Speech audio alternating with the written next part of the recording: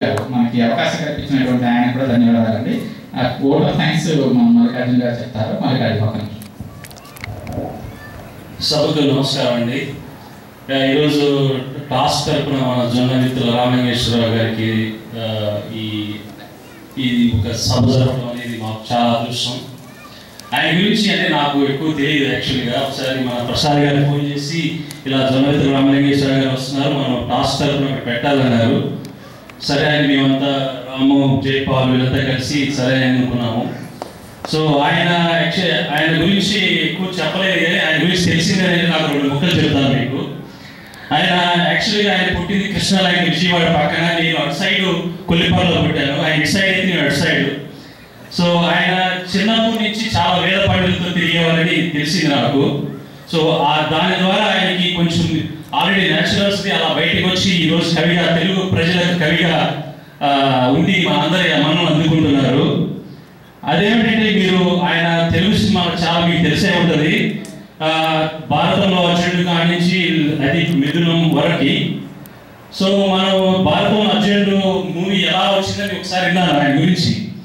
ఆయన ఒకసారి మద్రాసులో జాబ్ చేస్తూ ఉండేవాళ్ళంట. సో ఒకసారి రాఘవేంద్రరావు గారి దగ్గరికి వెళ్తే ఈయన కవిత్వం విని అప్పుడే ఆయన ఓన్ బ్యానర్ మీద ఒక సినిమా తీస్తున్నారు వెంకటేష్తో. సో ఆ రోజు మరి రాఘవేంద్రరావు చాలా పెద్ద ప్రొడ్యూసర్ అండ్ డైరెక్టర్. సో ఆనాడు మరి వేటూరి సుందరరామూర్తి లాంటి మహా రచయితలు కూడా ఉన్నారు ఆ రోజుల్లో. ఈయన కవితలు ఈయన దానికి మెచ్చి రాఘవేంద్రరావు గారు ఇమీడియట్గా ఒక పెద్ద ప్రొడ్యూసర్ కొడుకు సినిమాకి ఈయన మొత్తం పాటు ఈయన రాసేటట్టు ఇచ్చారు. సో అది ఆయన యొక్క గొప్పతనం చెప్పవచ్చు మనం. సో అదేవిధంగా మీరు మూవీస్ పాటలు వింటే శ్రీరామరాజ్యం మీకు తెలుసు ఎంత పాపులర్ అయిందో. ఆ సినిమా బాబు గారు తీశారు, కానీ బాబు గారు అంతకుముందు చాలా సినిమాలు వచ్చాయి రామాయణం మీద. బట్ మీరు ఆ పాటలు కానీ వింటే ఆయన రాసిన పాటలు మన సినిమా చూడవలసిన లేదనమాట, అంత అద్భుతంగా ఆయన పాటలు రాశారు. ఒక్కొక్క పాట ఒక్కొక్క ఆన్మించే. మీరు చూస్తే ఒక నారద మహర్షి వాల్మీకి ఒక సంభాషణ ఆయన చెప్తారు.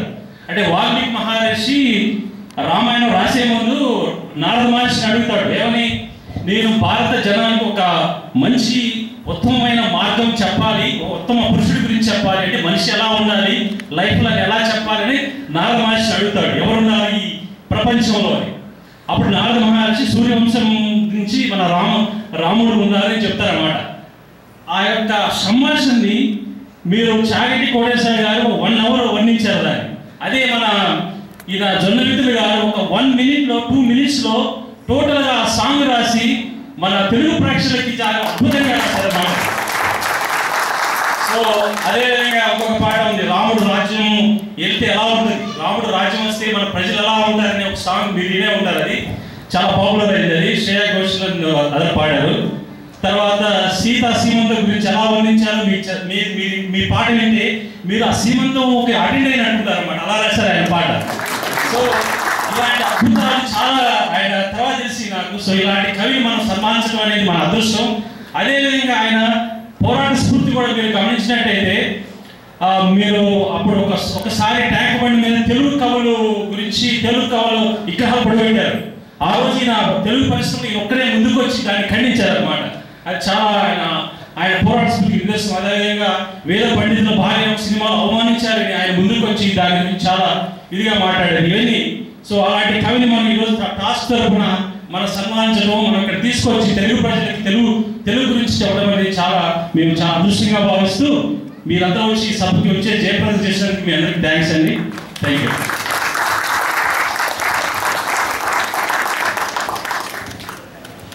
ముందరగండి మనకి ఈ ప్రోగ్రామ్ ఇక్కడ చేసుకోవడానికి permission temple board of trust Prasad గారికి, లక్ష్మి గారికి, పాట్య గారికి ప్రత్యేక కృతజ్ఞతలు.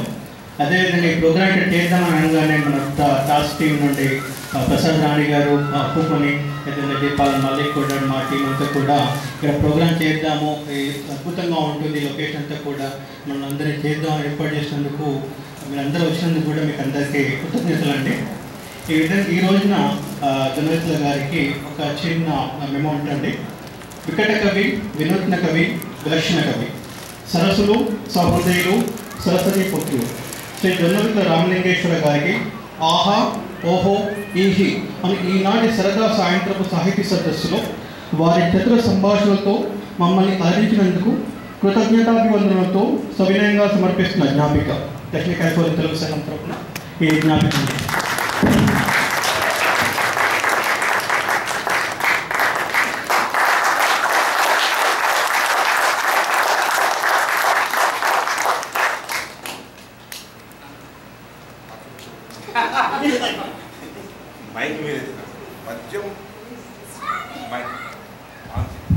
మద్యం మేము ఆసువుగా చెప్పిన దానికంటే కూడా అంత వేగంగా మెమోటో తయారు చేశారండి. ఎందుకంటే ఆయన చతుర సంభాషణలతో మమ్మల్ని ఆనందింపజేసినందుకు అని చెప్పి దీంట్లో చదివేశారు. ఎట్లా ఎప్పుడు తెలుసుకున్నారు, ఎప్పుడు మెమోటో చేయించారు స్వభావంగా, ఎంత దూరదృష్టితో ఉన్నారని, ఎంత వేగంగా ఉన్నారో మీరు. నేను వేగాస్ అనుకున్నాను కానీ ఇక్కడంతా చాలా సంతోషం. మల్లికార్జునరావు గారు మాట్లాడుతూ కొల్లిపర గుర్తు చేశారు. కొల్లిపర మా పెదనాన్న వాళ్ళు, అంటే మా అమ్మ అక్కయ్య, వాళ్ళ అమ్మమ్మ గారు వాళ్ళ తాతయ్య గారు అనమాట. కొల్లిపరలో ఉండేది. మా పెద్దమ్మ మనవరాలే, మా ఆవిడ, మా అక్కయ్య కూతురు. అలాగే రాఘవేంద్రరావు గారి గురించినటువంటి బాపు గారి గురించి కూడా వచ్చింది. చాలా సంతోషం. మహాకవి వేటూరి గారు 2 చేతులతో పాటలు రాస్తున్నటువంటి రోజుల్లో నాకు ఒక పాట ఇచ్చినా కూడా రాఘవేంద్ర గారు అవకాశం ఇచ్చారు అనుకునేవాడిని. కానీ ఆయన మొత్తం పాటలు ఇచ్చారు అవకాశం. దాంట్లో ప్రొడ్యూసర్ వాడు అన్నీ గారు, కృష్ణమోహన్ రావు గారు, అలాగే బాపు గారు కూడా ఆయనతో చేసేటువంటి పని ఏదన్నా సరే మనం సర్వసంపూర్ణంగా ఎంత మహాద్భుతాన్ని సృష్టించినా సరే ఆయన దాన్ని ఆస్వాదించి తీసుకుంటారు. అంత అద్భుతంగా నేను వాళ్ళతో వర్క్ చేశాను. సీతాసీమంతం పాట గురించి చెప్పాలంటే సీతాసీమంతం పాటకి కావలసిన బీజం నేను ఈ పాట రాయక ముందు 1 సంవత్సరాల కాలం ముందు శాన్ ఫ్రాన్సిస్కోలో శానోజాలో ఒక ఇంట్లో దాని బీజం పడింది అనమాట. ఆ పాట బీజం ఏంటంటే ఇక్కడ మీ అందరికీ కూడా ఒక్కొక్క పాట వెనకాల ఒక చరిత్ర ఉంది. సీతాసీమంతం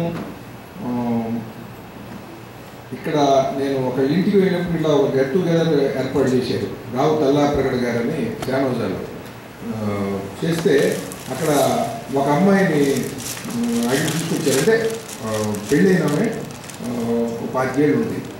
వచ్చి మీరు కాళ్ళకి నమస్కారం చేస్తుంది, మీరు అక్షంతలు ఆశీర్వదించండి. గర్భవతి అమ్మాయి. ఏంటంటే ఇవాళ అమ్మాయి సీమంతం. వాళ్ళ ఆయన అమ్మాయి ఎక్కడితో నమస్కారం. వాళ్ళ ఆయన ఫ్లోరిడాలో ఉన్నాడు. వాళ్ళ అమ్మా నాన్న రాలా, వీళ్ళ అమ్మా నాన్న రాలా, అమ్మాయి ఒక్కతే. తర్వాత భర్త ఇక్కడ లేడు, ఫ్లోరిడాలో ఉన్నాడు. అతనికి బయలుదేరి సెలవులు పెట్టుకోవాలంటే అతను ఏదో చాలా అత్యవసరమైన పని మీద మీకు తెలిస్తే ఇక్కడ ఎట్లా ఉంటుందో ఉండి తీరాలి, అయితే ఉద్యోగం మానుకుని వెళ్ళే పరిస్థితి అనమాట. అతను రావాల్సిన వాడు క్యాన్సిల్ చేసుకుని ఉండాల్సి వచ్చింది. ఏదో ప్రాబ్లం వచ్చి అతను చేసే పనులు అక్కడ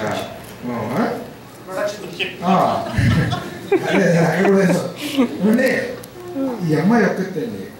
ఈ చుట్టూ ఉన్నటువంటి వాళ్ళందరూ కూడా మీరందరూ పెద్ద మనసుతో ఈ ఆడవాళ్ళందరూ కూడా అమ్మాయికి సీమంతం చేశారు. నా దగ్గరికి వచ్చి వాళ్ళ ఆయన ఏంటి అనగానే అమ్మాయి మామూలుగా అంటాం కదా, వాళ్ళ ఆయన ఏంటి అంటే అమ్మాయి కళ్ళమ్మని నీళ్ళు పెట్టుకుంది. వాళ్ళ ఆయన లేరండి, ఇలా వాళ్ళ అమ్మా నాన్న రాదు. ఎందుకంటే వాళ్ళ అమ్మా నాన్న వాళ్ళు ఇప్పుడే కంటే ఇంకో 4 రోజుల ముందు వస్తే డెలివరీకి ఉంటారు. 6 నెలలు ఉంటే మళ్ళీ వాళ్ళ అమ్మా నాన్న వస్తారు.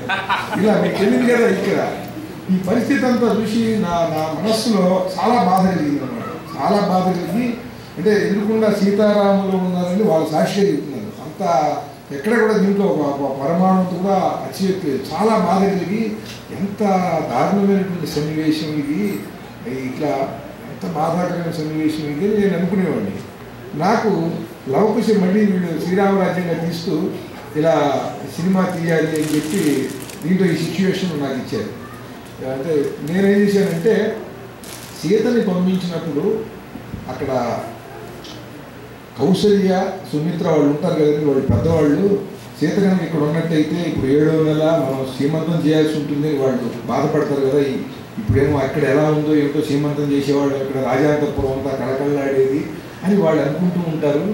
ఇక్కడేమో ఋషికాంతులు ఉన్నారు, వీళ్ళకేమో సంప్రదాయం ప్రకారం సీమంతం చేయటం వీళ్ళకి తెలుసు, వీళ్ళు చేయకుండా ఉండరు.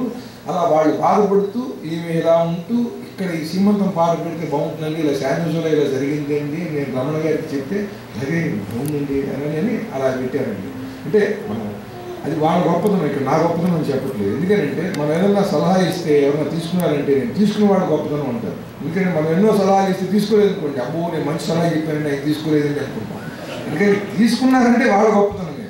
వాళ్ళు దాన్ని ఇచ్చేసి నేను ఇది పాట రాయించి ఆయన బాగా తింటాడు, ఇచ్చేసి ఇక్కడ ఇలా తీద్దాం అక్కడ అలా తీద్దాం అని చెప్పారు. అందుకనే ఋషికాంతలు అందరూ కూడా 2వ చరణంలో చేస్తారు, రామనామ కీర్తనాలు ఆశ్రమాలు మారుమోగే సమయంలో ఇక్కడ నీ కానుకుంటే తేలిక ఉండలే అని ఇవి రాశాను.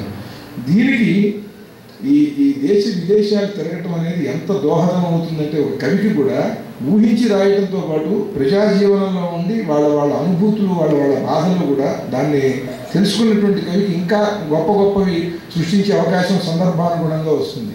కన్నడలో సర్వగుండ అనే ఒక కవి ఉన్నాడు, ఆయన ఒక సూక్తి చెప్పాడు, ఏ కవి అయితే తన పూర్వకవులు రాసినటువంటి కావ్యాలు గ్రంథాలు చదవడో, సంవత్సరానికి 4 నెలలు దేశాటన చేయడో, వాడిని 4 రోడ్ల గోడల్లో చెప్పుతో కొట్టండి అన్నాడు. నమస్కారం.